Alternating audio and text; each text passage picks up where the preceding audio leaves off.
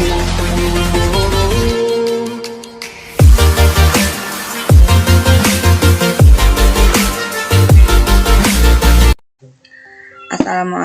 warahmatullahi wabarakatuh.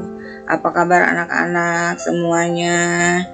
Sehat-sehat ya. Sekarang kita akan melanjutkan yaitu bab 8. Yang materi yang kita akan bahas dengan pembahasan menundukkan nafsu, syahwat dan gadlab. Hakikat dan sifat dasar nafsu. Apa itu hawa nafsu? Hawa nafsu adalah sesuatu yang disenangi oleh jiwa, baik bersifat positif maupun negatif, baik bersifat jasmani maupun rohani. 2. Memahami nafsu syahwat. Pengertian nafsu syahwat adalah secara istilah, nafsu adalah keinginan secara atau dorongan, keinginan seseorang atau dorongan hati yang kuat untuk memenuhi kebutuhan hidupnya. Syahwat secara lughawi artinya menyukai atau menyenangi, yaitu kecintaan terhadap sesuatu sehingga kecintaan itu menguasai hatinya. Kecintaan itu sering menyeret seseorang untuk melanggar hukum Allah Azza wa Jalla dengan tujuan untuk mendapatkan yang lezat-lezat. Dorongan nafsu syahwat mengarah kepada tiga hal besar, yaitu 1. Syahwat dan kesenangan terhadap harta benda sehingga melahirkan kerakusan, perampokan, pencurian, manipulasi, korupsi, bahkan kekerasan fisik seperti pembunuhan dan penganiayaan. 2. Syahwat dari kesenangan terhadap seks sehingga melahirkan kejahatan dan kekejian berupa perzinahan, pemerkosaan, dan penyimpangan seksualitas lainnya. Bahkan hanya karena seks terjadi pembunuhan dan penganiayaan fisik. 3. Syahwat dan kesenangan terhadap jabatan dan kedudukan sehingga melahirkan para pejabat dan pemimpin yang zalim, otoriter, bahkan diktator, akhirnya menindas siapa saja yang akan menghalang-halangi. B. Bahaya menuruti nafsu syahwat. Di sini juga ada bahayanya, yaitu diantaranya salah satu sifat dari nafsu syahwat adalah tidak pernah terpuaskan. Di saat kita menuruti satu keinginannya, nafsu itu akan menuntut hal lain dan akan terus begitu hingga tak ada habisnya. Mempunyai satu gunung emas pun masih tak cukup, ia masih ingin yang lebih. Orang yang mengikuti hawa nafsu tidak akan mementingkan agamanya dan tidak mendahulukan ridho Allah Subhanahu wa Ta'ala. Satu diantaranya adalah merusak potensi diri seseorang. 2. Mendatangkan kesusahan dan kesempitan. 3. Mengakibatkan rusaknya lingkungan alam karena nafsu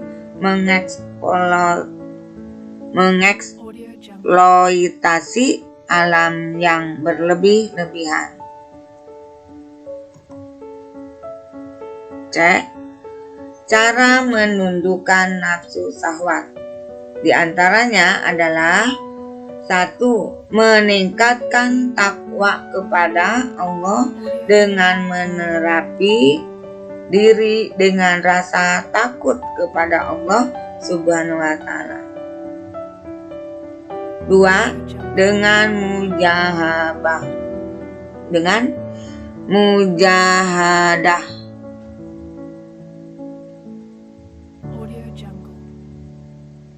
melawan nafsu dengan cara menempuh 3 langkah seperti berikut. 1. Tahali, mengosongkan diri dari sifat-sifat tercela. 2. Tahali, menghiasi diri dengan sifat-sifat terpuji. 3. Tajali, tersingkapnya tabir yang menghalangi antara manusia dan Allah, rasa dilihat dan diawasi oleh Tuhan, kerinduan hanya tertuju pada Tuhan. D. Hikmah menundukkan nafsu syahwat. Di antaranya ada 4. 1.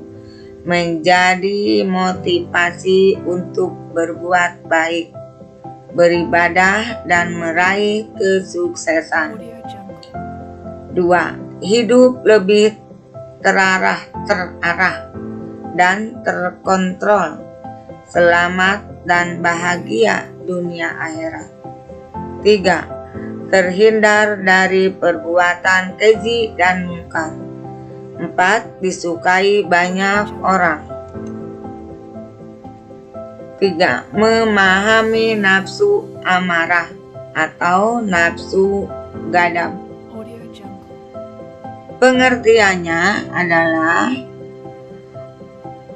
pengertian marah atau ghadab. Marah dalam pengertian ghadab artinya merasa tidak senang dan panas hati karena suatu peristiwa atau sebab-sebab tertentu. B. Bahaya marah atau ghadab. 1. Bagi diri sendiri akan mengakibatkan tekanan darah menjadi tinggi sehingga membuka peluang terkena serangan jantung, cepat tua, gangguan tidur, gangguan pernapasan, sakit kepala, stroke dan depresi. 2. Bagi orang lain dan lingkungan, keputusan dan tindakan orang marah cenderung menambah masalah, bukan menyelesaikan masalah. Menimbulkan kerusakan hubungan dengan teman, dapat merusak keharmonisan keluarga, bisa mengakibatkan rusaknya lingkungan, bisa mengakibatkan pembunuhan. C. Cara menundukkan marah atau ghadab.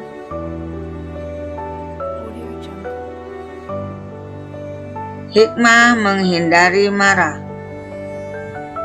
Tak tanggung-tanggung, Allah menjanjikan surga bagi mereka yang menahan amarah dan memaafkan. Mereka akan disukai oleh Allah Subhanahu wa Ta'ala, sesama manusia dan juga malaikatnya. Mendatangkan kebaikan, ditempatkan di surga Selain itu, orang yang bisa menahan marah akan mempermudah urusan dan memperlancar rezeki. Sekian dari Ibu. Ibu mohon maaf lahir dan batin. Terima kasih semuanya. Wassalamualaikum warahmatullahi wabarakatuh.